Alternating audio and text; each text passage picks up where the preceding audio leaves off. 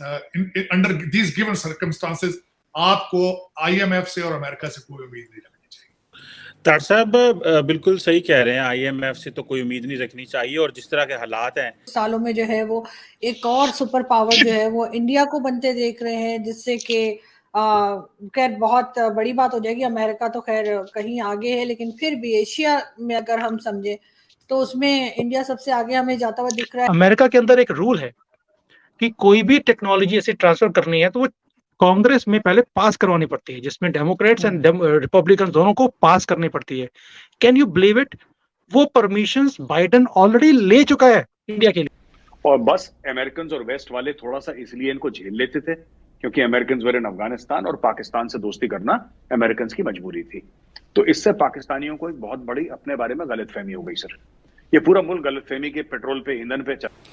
नरेंद्र मोदी जी भारत के पहले प्रधानमंत्री हैं जो दूसरी बार अमेरिकन कांग्रेस में भाषण देंगे, जबकि नरेंद्र मोदी से काफ़ी लंबे अरसे तक नेहरू भी प्राइम मिनिस्टर रहे।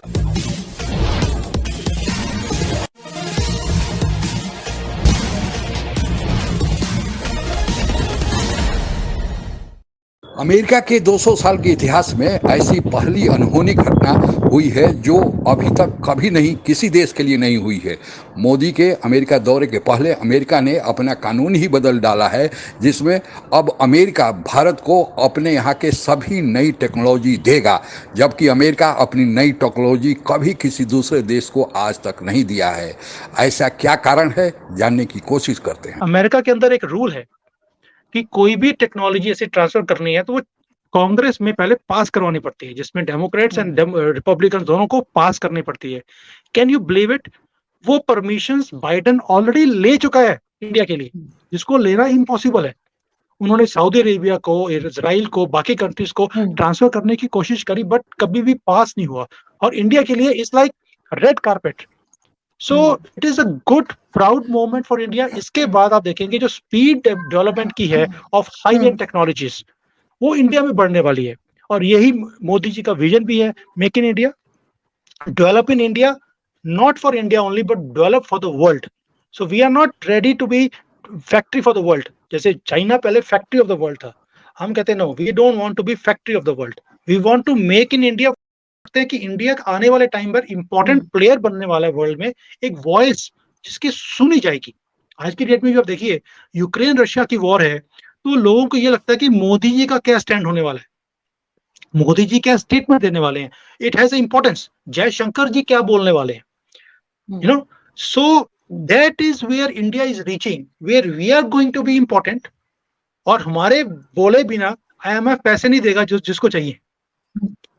लेकिन सर ऐसा किएगा नहीं, क्योंकि आपको पता है ना, हम लोग थोड़ा ऐसी चक्कर में रहते हैं। और अब जब अमेरिकन हाउसेस ने जॉइंट सेशन में, कांग्रेस ऑफ अमेरिका ने जॉइंट सेशन में next month prime minister Narendra Modi को एड्रेस करने की, भाषण देने की दावत दी है।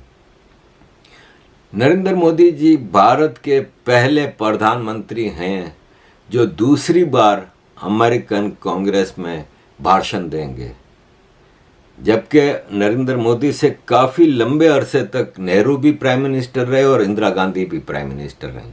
लेकिन ये सौभाग्य नरेंद्र मोदी जी को अंडर दीज गिवन सर्कमस्टांसेस आपको आईएमएफ से और अमेरिका से कोई उम्मीद नहीं रखनी चाहिए। तार साहब बिल्कुल सही कह रहे हैं, IMF से तो कोई उम्मीद नहीं रखनी चाहिए। और जिस तरह के हालात हैं कि ये जो बात की जा रही है कि अब जो यूथ है पाकिस्तान की, उसकी तो उम्मीदें टूट गई। वो तो इमरान खान के पीछे लगे हुए थे, अब इमरान खान जो है वो तो मिलिट्री कोर्ट्स भुगतेंगे, वो जो है आर्मी एक्ट के तहत चीज़ें, केसेस भुगतेंगे।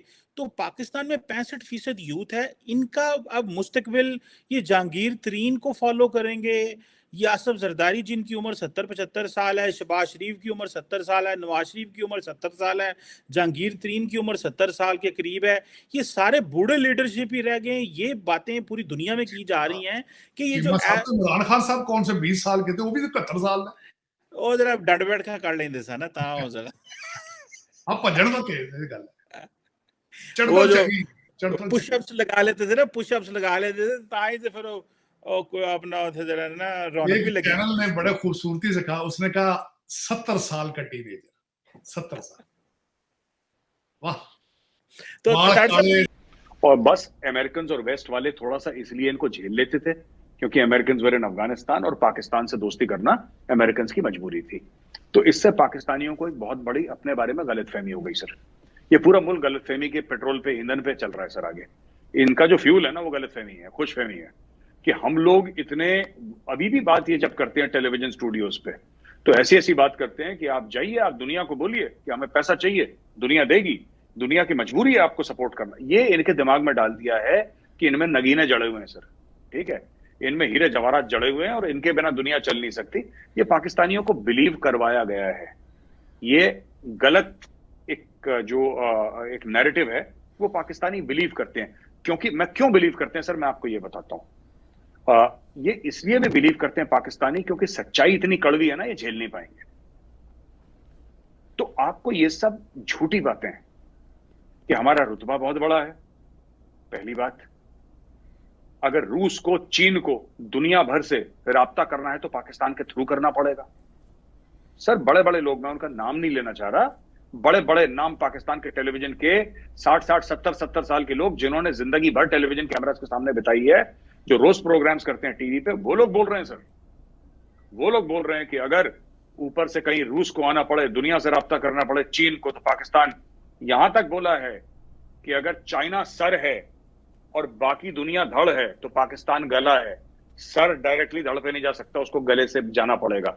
ये एक्सप्लेन करते हैं टीवी में बैठ के सर ये लोग।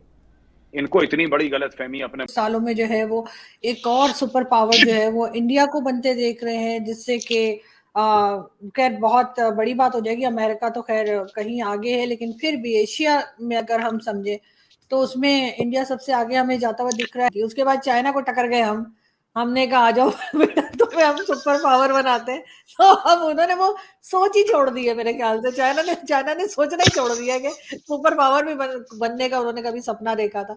तो वो बेचारे वो सी पैक में ऐसा उलझे हैं कि उनको समझ कुछ नहीं आ रही कि आखिर हो क्या रहा है उनके साथ।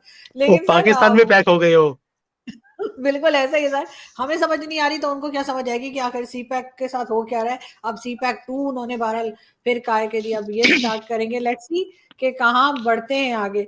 लेकिन सर अगर हम अफगानिस्तान की बात करें, अफगानिस्तान के साथ भी हमारा एक रहा है बहुत ज्यादा, पाकिस्तान के कुछ ना कुछ रिलेशंस जो है बहुत ज्यादा रहे हैं, अच्छे भी रहे हैं, खराब भी रहे हैं, सब कुछ होता रहा है। अभी तो रिसेंटली बाजवा साहब की वैसे ही किसी ने खैरियत पूछ ली थी चलते फिरते फ्रांस में, तो वो भी होता रहता है, तो टेंशन नहीं लेते हम लोग, कोई बात नहीं, खैर है।